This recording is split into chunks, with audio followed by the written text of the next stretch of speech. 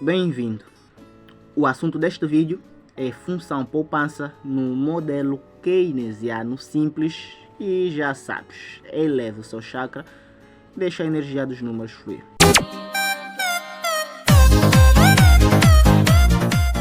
No vídeo anterior, quando falávamos sobre função consumo, nós vimos que numa economia fechada e sem Estado, o produto era dado por consumo mais investimento. Isso numa perspectiva ou numa abordagem de despesa interna. Agora, numa abordagem mais alocativa, o produto é dado por consumo mais poupança, ou seja, as famílias ou consomem ou poupam em abordagem alocativa. Em abordagem de despesa interna, ou consomem ou investem. Vimos ainda que a função consumo era dada por consumo igual ao consumo autônomo mais a propensão marginal a consumir, isto é C, que multiplicava a renda, que o consumo autônomo era sempre maior que zero e a propensão marginal a consumir ficava entre 0 e 1. Isso porque apenas uma parte da renda era alocada para o consumo. Estas são questões importantes que devemos ter em conta para o estudo da função poupança. Isso porque a função poupança, de alguma forma, é meio que dependente da função consumo. E vamos já entender o porquê. Se eu tenho que o meu rendimento é igual a consumo mais poupança e eu quero achar a minha poupança, eu vou isolar a poupança e a partir daí terei que a minha renda será, ou a minha poupança será renda menos consumo. Até aqui, creio que estamos. Agora, eu sei que o meu consumo é igual a isso que está aqui. Consumo autônomo, mas a propensão marginal a consumir. Então eu vou substituir aqui. O meu consumo é positivo. O meu consumo autônomo é positivo, né? Consumo autônomo mais a propensão marginal a consumir multiplicado pela renda. Resolvendo essa equação simples, eu vou multiplicar aqui os sinais. Terei a renda menos consumo autônomo menos a propensão marginal a consumir que multiplica a renda. Eu tenho Y, posso colocar em evidência, basta eu fazer poupança igual a menos consumo autônomo mais Y menos a propensão marginal a consumir que multiplica a renda. Aqui dá para colocar em evidência. Então eu vou ter poupança igual a menos consumo autônomo mais 1 menos a propensão marginal a consumir que multiplica o Y. Isso porque se eu fazer Y vezes 1, terei Y menos, está aqui. E se eu fazer Y vezes a propensão marginal a consumir, terei propensão marginal a consumir vezes Y. Então a minha poupança será igual. A partir daqui, respira fundo e presta atenção, porque o que vamos começar a deduzir aqui é importante. Nós vamos pensar o seguinte: eu tenho aqui o consumo autônomo. Se este é o meu consumo, eu pergunto, sempre que eu não estiver a consumir, o que eu farei com a minha renda? Eu vou poupar, certo? Porém aqui estamos a falar de consumo autônomo e poupança autônoma, não esqueça. Mas poderias também dizer que não preciso necessariamente poupar, posso investir. Tá bom, mas nós sabemos das entidades macroeconômicas que poupança é igual a investimento. Então aqui para nós tanto faz. Então eu tenho um consumo, poupo ou invisto. Poupança é igual a investimento. Se eu não consumo, eu poupo. De novo, se eu não consumo, eu poupo. Então, eu posso dizer que a poupança é o oposto do consumo. Ou seja, se eu tenho um consumo autônomo de 10, a minha poupança será menos 10. Por quê? Já vamos entender isso daqui a pouco. No momento, eu quero que tu foques aqui. A poupança autônoma é o oposto de consumo autônomo. Então, olha que eu tenho aqui menos consumo autônomo. Então, eu posso dizer que esse menos consumo autônomo é igual à minha poupança autônoma. Mas, pensa comigo aqui. Nós dissemos que a nossa propensão marginal a consumir deve estar entre o 0 e 1. Ou seja, nunca pode ser 0 e também não pode ser 1. Porque, repito, a renda ou apenas uma parte da renda é aplicada no consumo. Então, eu posso também daqui afirmar que a propensão marginal a poupar deve estar entre 0 e 1. Isso porque a propensão marginal a poupar mais a propensão marginal a consumir deve ser igual a 1. Nem mais, nem menos. Igual a 1. O que de facto isso quer dizer? Se eu tenho uma propensão marginal a consumir de 0,75, a minha propensão marginal a poupar deverá ser de 0,25. Porque 0,25 mais 0,75 é 1.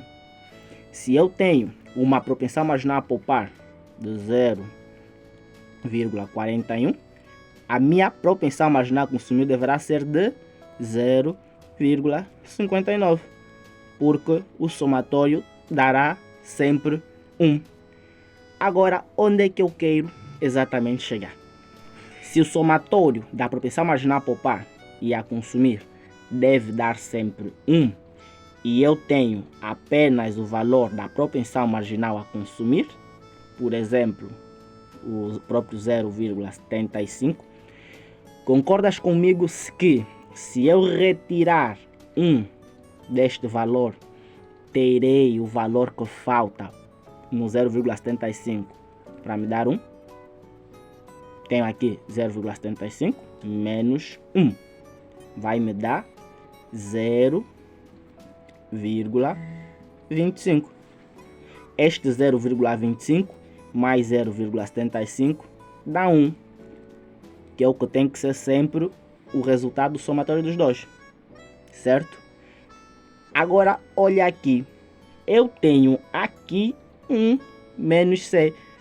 Qualquer valor que eu tiver em C, quando eu subtrair 1, vai me dar a parcela que falta para somar a este C e obter 1. E eu tenho exatamente esse 1 menos C aqui. 1 menos C. Então eu posso dizer que isto é igual à minha propensão marginal a poupar, pois o valor que eu reduzir da propensão marginal a consumir, para que quando eu adicionar a mesma me dar 1, será a minha propensão marginal a poupar. Pronto, tenho propensão marginal a poupar e mantenho aqui a minha renda. Isto é a minha função poupança. Poupança igual a poupança autônoma mais a propensão marginal a poupar multiplicada pela renda. Como tínhamos dito que poupança autônoma é igual a menos consumo autônomo, isso quer dizer que a nossa poupança vai ser sempre negativa, vai estar aqui para baixo, Então nós vamos ter poupança autônoma aqui, meio que o simétrico do consumo autônomo. Nós temos o consumo autônomo normalmente aqui, então o seu simétrico vai estar na negativa, a poupança autônoma. Neste ponto aqui, eu pergunto, o que é que vai provocar o deslocamento dessa reta? Para cima ou para baixo?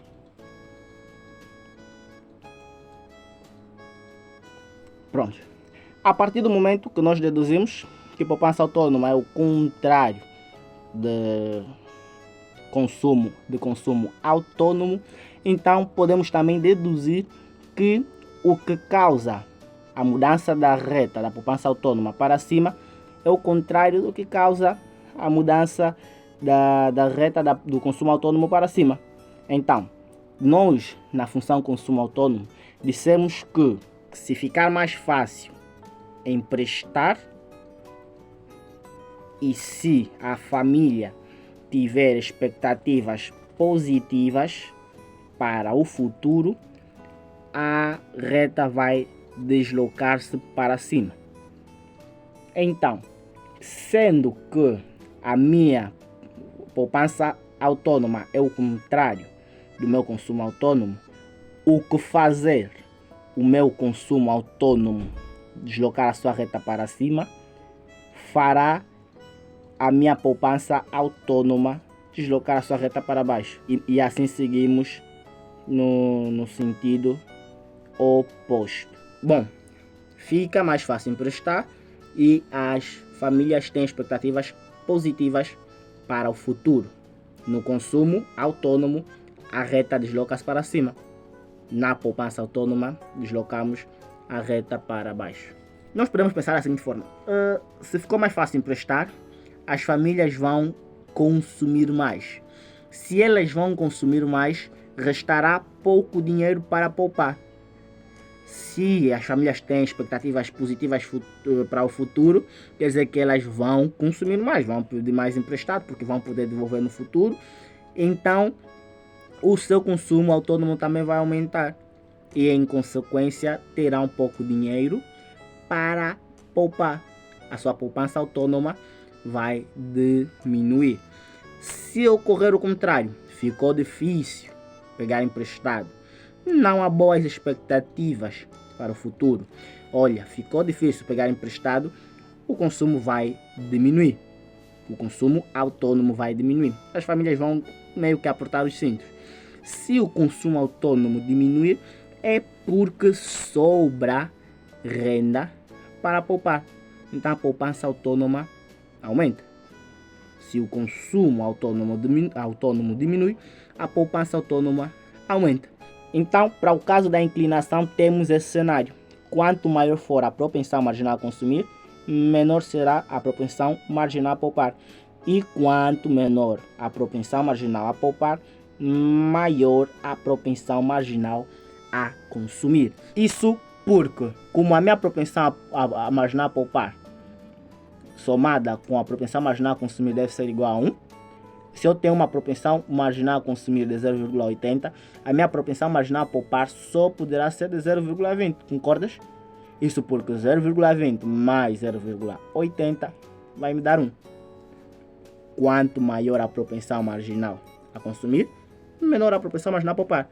Agora, se eu tenho o contrário, propensão marginal a poupar 0,80, a minha propensão marginal a consumir será de 0,20 para dar 1. Quanto maior a propensão marginal a poupar, menor a propensão marginal a consumir. O que quer dizer que se eu tenho uma propensão marginal a consumir muito grande, a minha inclinação da reta será menor.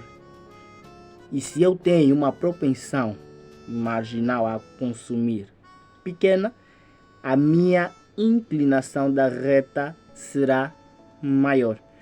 porque o coeficiente angular da minha função poupança é a propensão marginal a poupar. Se a propensão a consumir é grande, então a minha propensão a poupar é pequena. E se a minha propensão marginal a poupar é pequena, eu vou ter uma inclinação da reta menor. Se a propensão marginal a consumir é pequena, significa que a propensão marginal a consumir é grande. Então terei uma maior inclinação da minha reta. Vamos demonstrar isso através de um exercício. Suponha que a função consumo é dada por consumo igual a 200 mais 0,59y. Observa que esta é uma função com a qual já trabalhamos no vídeo sobre função consumo. Convém, depois de terminar o vídeo, para melhor compreensão dos dois tipos de funções, comparar os dados resultantes da função poupança e os dados resultantes da função consumo. Eu tenho que a minha função consumo é igual a 200 mais 0,59y. Eu tenho que determinar a função poupança. Então, poupança vai ser igual a renda menos o consumo. Poupança será igual a renda, que não temos, menos consumo. Consumo é esta função que nos deram. 200 mais 0,59y. Eu vou multiplicar os sinais. Temos poupança igual a renda menos 200 menos 0,59y. E ainda posso endireitar isso. Tenho poupança igual a menos 200 mais y menos 0,59y. Esses dois y posso colocar em evidência. Vou ter poupança igual a menos 200 mais 1 menos 0,59 que multiplica y. Isso porque quando eu multiplicar esse y com 1, terei y, e esse y com 0,59 terei 0,59y. Esta é a minha função poupança. Observe um detalhe. Eu tenho menos 200. Este menos 200 é o que? A minha poupança autônoma, certo? E nós tínhamos dito que a poupança autônoma é igual a menos consumo autônomo.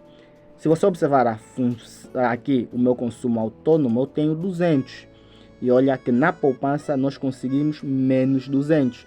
Então a ideia de que poupança autônoma é igual a menos consumo autônomo se verifica. Mais 1 menos 0,59. Isso é igual a 0,41.